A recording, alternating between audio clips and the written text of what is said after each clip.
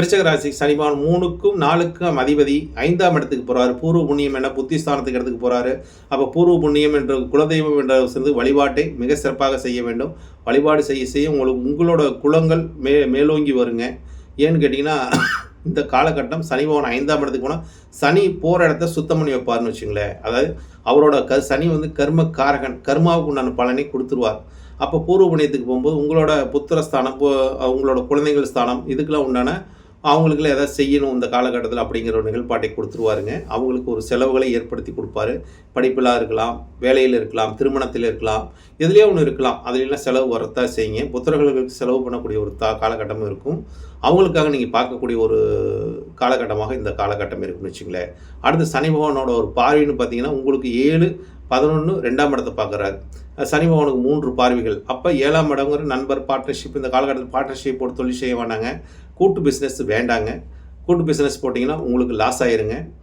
லாபஸ்தானத்தை சனி பகவான் போகும்போது குறைஞ்ச லாபத்தை தான் கொடுப்பார், அதிக லாபத்தை கொடுக்க மாட்டார். ஏன்னு கேட்டால் சனி பார்க்குற இடத்த வந்து பெரிய விருத்தி பண்ண மாட்டார். குரு பார்க்குற இடம் விருத்தி ஆகும், சனி பார்க்குற இடம் விருத்தி ஆகாது. அப்படின்னா அப்போ பொருளாதார நிலையாக குடும்பஸ்தானத்தை பார்க்குற குடும்பம் மூலியமாக ஒரு செலவுகள் இருக்குது.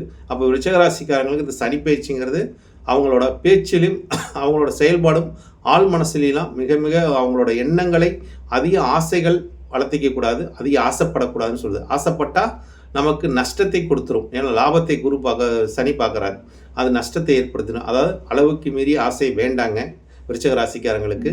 அதேமாதிரி புகழுக்கு ஆசைப்படாதீங்க. குரு பகவான் போய் மே மாதத்துக்கு மேலே பாக்கியத்துக்கு போகிறாரு. குரு பகவான் பாக்கியத்தில் உச்சம் பெற போடாது. அந்த பாக்கியத்தில் உச்சம் பெறக்கூடிய இடமே உங்களுக்கு பாதகமாக போச்சு. அப்போ பொருளாதார நிலையில் மிக மிக கவனத்தோடு நீங்கள் செயல்படுவது நல்லதுங்க. தேவையில்லாத செலவுகளை கொடுத்துருங்க.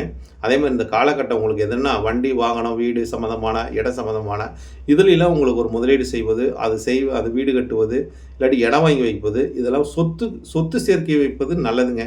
சொத்துக்காக செலவு பண்ணி வைப்பது, சொத்தை ஒரு ஒழுங்குபடுத்துவது, சொத்து எங்கேயாச்சும் இருந்துன்னா ஒரு பட்டா வாங்காமல் இருக்குது, வேலி போடாமல் இருக்குது, இதெல்லாம் ஒரு ஒழுங்கு பண்ணி வைங்க. அது ஃப்யூச்சரில் நல்ல ரேட்டுக்கு போகும். ஏன்னா சொத்துங்கிற ஸ்தானத்தில் 4 கிரகம் இருக்குது. சொத்துனால பிரச்சனையும் வரக்கூடிய தன்மையெல்லாம் இருக்குது.